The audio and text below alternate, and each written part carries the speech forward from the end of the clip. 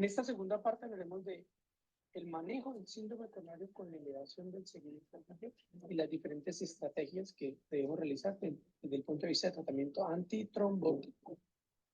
Vemos cómo los tiempos de tratamiento reflejan la eficacia y la calidad de la atención de un sistema. Esto nos dice la guía.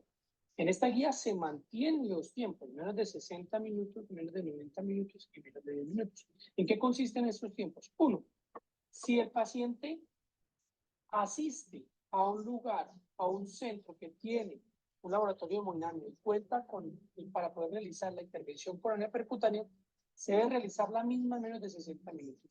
Si el centro disponible está a menos de 120 minutos, se debe realizar el traslado para realizar la intervención coronaria percutánea en menos de 90 minutos. Si el centro disponible está a más de 120 minutos, este paciente se debe trombolizar y se debe realizar en los primeros 10 minutos de realizar el diagnóstico con el electrocardiograma.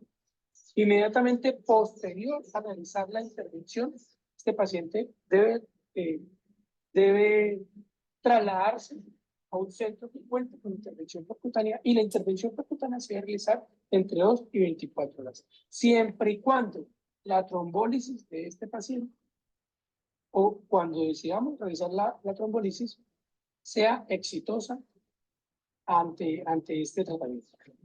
Otros tiempos que tenemos que tener en cuenta y con una recomendación 1A es que si el paciente tiene síntomas, tiene un diagnóstico de infarto con elevación del STI, tiene menos de 12 horas, el paciente se debe realizar inmediatamente una terapia de reperfusión. Esto en el laboratorio de hemodinamia. Y si la fibrinolisis falla o no es exitosa, ¿sí? O después de 60 a 90 minutos de realizada la fibrinolisis, este paciente se debe realizar una intervención coronaria percutánea de rescate. Para la recomendación 1A. Es importante tener en cuenta todas estas recomendaciones porque es un gran beneficio para el paciente, para el impacto en el paciente si cumplimos todas estas normas. A su vez, aquel paciente que lleve más de 48 horas de infarto con elevación del ST o el infarto evolucionado no tiene síntomas, este paciente no se recomienda una intervención coronaria percutánea. Esto no quiere decir que no se pueda realizar un cateterismo. Se hace el cateterismo como diagnóstico, pero no es recomendado ya realizar una intervención coronaria percutánea, o sea, angioplastia, manejo con angioplastia o ISTEN, si está en la indicación, no es la recomendación. Es importante tener en cuenta. Y algo más para resaltar es postfibrinolisis exitosa. La recomendación es realizar una intervención coronaria percutánea entre 2 y 24 horas. Uno de los manejos importantes asociados a cuando uno define el manejo de revascularización, en este caso una revascularización percutánea, es la anticoagulación. La guía que nos dice nos da un grado de recomendación, una clase de recomendación 1 para la parte no fraccionada. Y esta recomendación es basada en que el mayor uso de paridad no fraccionada se realiza en el momento de realizar el cateterismo, la intervención primaria o la intervención percutánea en el laboratorio de hemodinamia. También nos da una grado de recomendación 2A para la noxaparina y la pivalidina. No está diciendo que no debemos realizar el manejo que ya conocemos respecto al infarto con elevación del ST con la noxaparina. Simplemente que le da un grado de recomendación mucho mayor respecto al uso de parina no fraccionada durante el laboratorio de hemodinamia. Es muy importante. Y recordemos, y además, cómo el fondaparinós nos da una clase de recomendación 3, o sea, no se recomienda fondaparinós en los pacientes con infarto con elevación del seguimiento de ese tipo. Importante, estos pacientes con infarto con elevación del ST se debe realizar un pretratamiento con inhibidor P2Y12. Ya sabemos que damos aspirina, pero debemos dar tratamiento con inhibidor P2Y12 como es clopidogrel, ticagrelol o prasugrel. Entonces, como pretratamiento están indicados con una grado de recomendación 2D. Y post-intervención, o sea, post-revascularización percutánea, post-intervención coronaria percutánea, se debe dar un tratamiento de doble antiagregación por lo menos durante 12 meses, que es el estándar.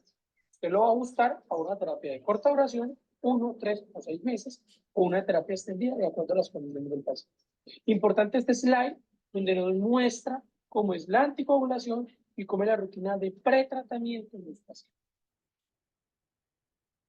En esta imagen podemos observar cómo nos da la recomendación de anticoagulación, la recomendación de pretratamiento, estamos enfocando el infarto con elevación del segmento ST, elegir, seleccionar el inhibidor P2Y12 más adecuado, la terapia estándar que es mínimo 12 meses y pues uno lo va a ajustar de acuerdo a una terapia de corta duración, 1, 3 o 6 meses o una terapia de larga duración.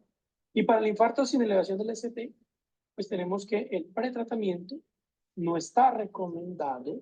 Hay una recomendación importante en el pretratamiento de los pacientes con infarto sin elevación del ST. Esto se debe dar a consideración para el laboratorio de hemodinamia y posterior a este pues, se va a definir el manejo antitrombótico, antiplaquetario dual durante 12, 1, 3 o 6 meses según la indicación del tratante. Hay preguntas que me han realizado respecto al pretratamiento. Uno, ¿por qué no se da un pretratamiento con inhibidor P2Y12 en los pacientes con infarto sin elevación del ST? Porque aumenta la estancia hospitalaria, aumenta los sangrados. Si el paciente tiene un hallazgo de enfermedad coronaria multivaso en el laboratorio de hemodinamia, en el cateterismo, pues va a prolongar la estancia porque hay que esperar el washout del antiagregante plaquetario inhibidor P2Y12. Otra pregunta importante que me han realizado es ¿por qué no se da fondaparinós o está contraindicado en infarto con elevación del segmento ST?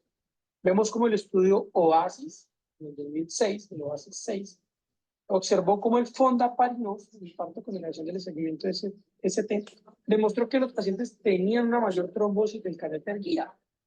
Y esto se observaba un mayor número de complicaciones coronarias. De allí la recomendación de no dar fondaparinós en los pacientes con infarto con elevación del segmento ST. Recordemos que puede estar indicado en pacientes con trombocitopenia siempre y cuando no tengan un compromiso renal importante.